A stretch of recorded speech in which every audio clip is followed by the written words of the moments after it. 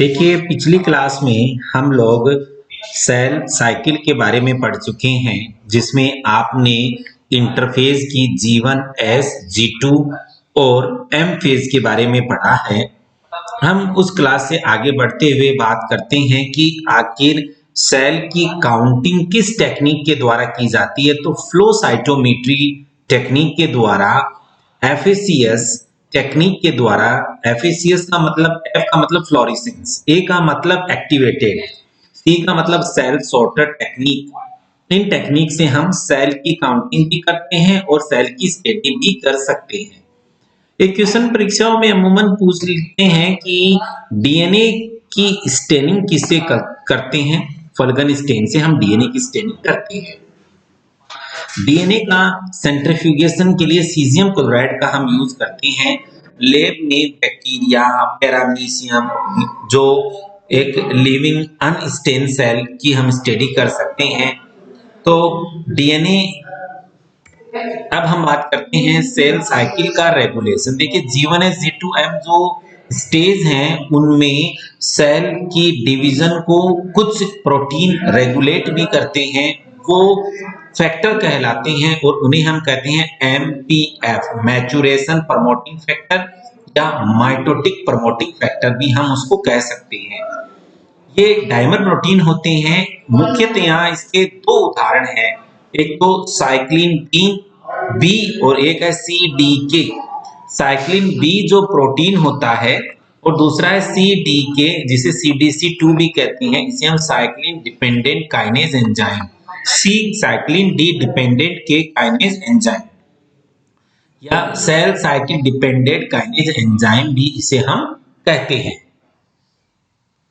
अब देखिए जब MPF डाइमर एक्टिव होता है तो सेल G2 फेज से M फेज में प्रवेश करती है, अर्थात सेल डिवीजन प्रारंभ होता है। तो सेल डिवीजन को इनिशिएट करने के लिए इंटरफेज से डिवीजन फेज में जाने के लिए MPF डाइमर प्रोटीन एक्टिव होना जरूरी है। MPF इनएक्टिव हो तो सेल G2 फेज से M फेज में प्रवेश नहीं करती है, तो कोई सेल डिवीजन नहीं होगा। देखो जैसे दो चेक पॉइंट हैं। पहला चेक पॉइंट का तो मैं डिस्कस कर चुका हूं कि G2 से M फेज में अगर सेल जाएगी तो MPF mitotic promoting factor work करना जरूरी है। दूसरा जो चेक पॉइंट होता है वो G1 से S फेज में जाने के लिए होता है और CDK CDC2 अगर एंजाइम होगा तो ही सेल होगी वो G1 से S फेज में एंटर करेगी, अदरवाइज वो नहीं एंटर करेगी। तो ये चेक पॉइंट के रूप में वर्क करता है।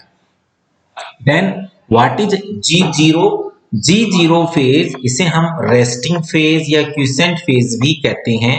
सेल साइकिल अरेस्ट होना, सेल G1 फेज में प्रवेश न करे, रेस्टिंग फेज में चली जाए। सेल तो क्या होता है कि कई सेल ऐसी होती हैं जो लाइफ टाइम डिवीजन नहीं करती हैं। Most of cell life time division नहीं करती। वो सेल साइकिल के अंदर जो G1 से पहले और M के बीच में G0 फेज होती है तो G0 फेज के अंदर रहती है, क्विसेंट फेज होती है। और जब उसमें सेल डिवीजन इनिशिएट होगा तो वो G0 से G1 में एंटर करेगी। टोटिपोटेंट सेल ही में G0 नहीं होता, अदरवाइज जो प्लूरिपोटेंट या जो दूसरी सेल्स होती हैं उनके अंदर G0 फेज होती है। अब हम बात करेंगे माइटोसिस। देखिए M फेज या तो माइटोसिस होगा या मियोसिस होगा। जैसा कि मैं आपको पहले बता चुका हूं कि इट इज वेरी इंपॉर्टेंट, बड़ा परीक्षा में सीधा क्वेश्चन आता है, right A note on mitosis phase. तो देखिए क्या होता है माइटोसिस। माइटोसिस की खोज फ्लेमिंग ने की है। फ्लेमिंग ने की है। जो टूअन कोशिकाएं होती हैं वो माइटोसिस के द्वारा क्या बनाती हैं, टूअन सेल ही बनाती हैं। ये एक मदर सेल है और इस मदर सेल में सेल डिवीजन होगा तो इसे दो डॉटर कोशिकाएं बनेंगी। ये टूअन है, ये टूअन है, ये दो डॉटर कोशिकाएं इससे बनती हैं। प्रयोगशाला में माइटोसिस की स्टडी ऑनियन रूट टिप में हम करते हैं। तो ये भी परीक्षा में एक बार पूछा जा चुका है कि माइटोसिस की लेबोरेटरी स्टडी कहाँ की जाती है। तो माइटोसिस स्टेज की लेबोरेटरी स्टडी हम प्याज की रूट टिप पे करते हैं, क्योंकि वहां की स्टेम सेल होती हैं, सोमेटिक सेल होती हैं, वो रैपिडली डिवीजन शो करती हैं। उनका नेचर मेरिस्टेमेटिक होता है, वो विभज्योतकी होती हैं। और इसकी स्टडी करने के लिए हम एसिटोकार्मिन या एसिटोओरेसिन का यूज करते हैं। एक सेल से दूसरी सेल में क्रोमोसोम के नंबर को मेंटेन रखती हैं। एक जनरेशन से दूसरी जनरेशन में एक्चुअली सिग्निफिकेंस क्या है, माइटोसिस क्यों होनी चाहिए, तो देखो नंबर ऑफ सेल को मेंटेन करती है, क्योंकि माइटोसिस नहीं होगी तो फिर तो सेल डैमेज होती जाएंगी और सेल नष्ट होती जाएंगी, तो क्रोमोसोम के नंबर को भी मेंटेन करती हैं, क्योंकि 2n रेप्लिकेट करके 2n ही बनाएगा। जो एक जनरेशन दूसरे जनरेशन में मियोसिस मेंटेन मियोसिस को भी कराती है, वुंड हीलिंग यानी चोट लग गई, रीजनरेशन है, सेक्सुअल रिप्रोडक्शन है, या उन सब के अंदर या बॉडी की ग्रोथ के लिए या रिपेयरिंग के लिए, इन सब के लिए माइटोसिस होना रिक्वायर्ड होता है, आवश्यक होता है। माइटोसिस जो है उसमें दो स्टेप होती हैं, एक तो होती है कैरियोकाइनेसिस और एक होती है साइटोकाइनेसिस। कैरियोकाइनेसिस का मतलब होता है डिवीजन ऑफ न्यूक्लियस, यानी जो केंद्रक है उसका विभाजन होना है, और साइटोकाइनेसिस का मतलब होता है कि उस न्यूक्लियस के अलावा भी जो साइटोप्लाज्म ऑर्गेनेलीज हैं उनका डिवीजन होना, यानी डिवीजन ऑफ साइटोप्लाज्म साइटोकाइनेसिस कहलाता है। तो पहले कैरियोकाइनेसिस होगा और उसके बाद में साइटोकाइनेसिस होगा। तो ये जो प्रोफेज, मेटाफेज, एनाफेज, टेलोफेज जो स्टेज होती हैं, ये कैरियोकाइनेसिस की केंद्रक विभाजन की स्टेज होती हैं।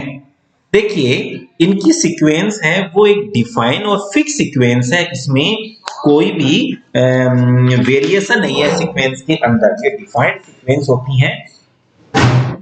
तो देखो जैसे कैरियोकाइनेसिस में प्रोफेज, प्रोफेज क्या होता है, लॉन्गेस्ट फेज होती है।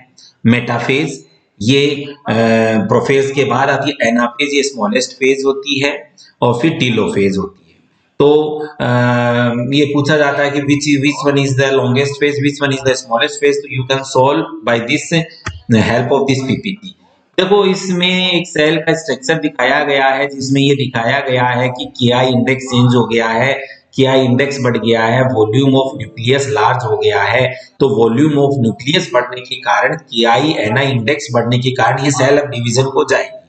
डिवीजन को जाएगी तो इंटरफेज स्टेज के बाद में इसके एम फेज आएगी। तो ये दिखाया है कि इसमें एंडोप्लाज्मिक रेटिकुलम, न्यूक्लियर मेम्ब्रेन, ये सब इसमें सेल स्ट्रक्चर्स दिखाई है, और आपको क्रोमेटिन धागे भी यहाँ नजर आ रही है। अब हम बात करते हैं कैरियोकाइनेसिस या केंद्रक विभाजन के प्रोफेज की।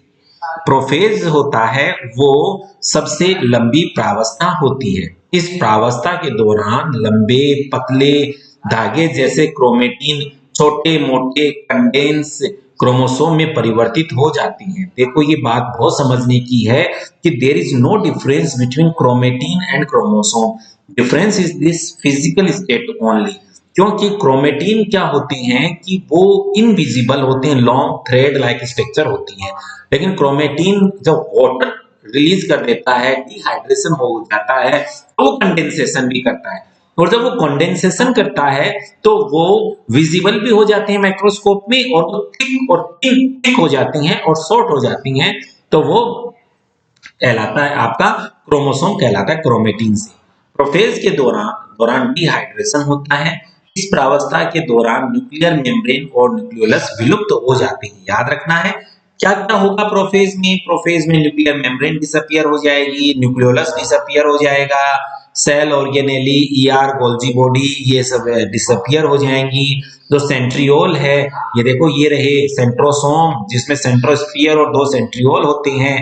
ये सेंट्रियोल जो दोनों हैं वो सेपरेट होकर के विपरीत ध्रुवों की ओर मूव करने लगते हैं, और इनिशिएशन और फॉर्मेशन ऑफ स्पिंडल फाइबर का फॉर्मेशन स्टार्ट हो जाता है। ट्यूबुलिन प्रोटीन पोलराइज हो जाती हैं, जिससे स्पिंडल फाइबर का फॉर्मेशन स्टार्ट हो जाता है।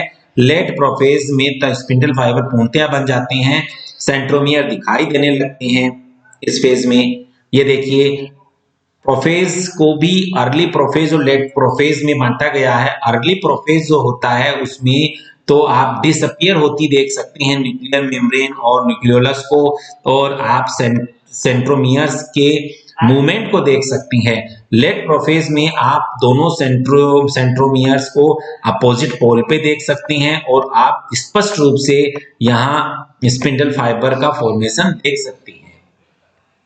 मेटाफेज, प्रोफेज के बाद आती है मेटाफेज। मेटाफेज स्टेज में स्पिंडल फाइबर कंप्लीटली बन जाते हैं। सेंट्रोमियर स्पष्ट दिखाई देती हैं। सेंट्रोमियर पर डिस्क लाइक स्ट्रक्चर पाई जाती है, इसे काइनेटोकोर कहती हैं। तो और स्पिंडल फाइबर काइनेटोकोर से जुड़ जाती हैं।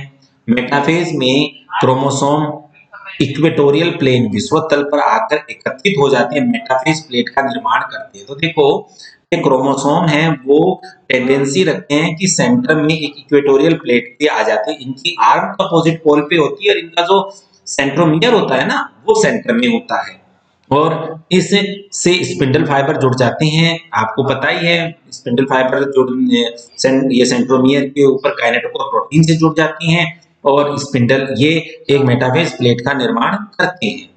इस प्रावस्था में क्रोमोसोम की नंबर संरचना का अध्ययन करते हैं। इस प्रावस्था में क्रोमोसोम स्पष्ट दिखाई देते हैं। तो ये मेटाफेज स्टेज है जिसमें spindle fibre, centromere, metaphase plate और आपको स्पिंडल फाइबर जिसमें माइक्रोट्यूबुलिन की 9+2 व्यवस्था वाली आपको स्पष्ट नजर आती है यहाँ पर।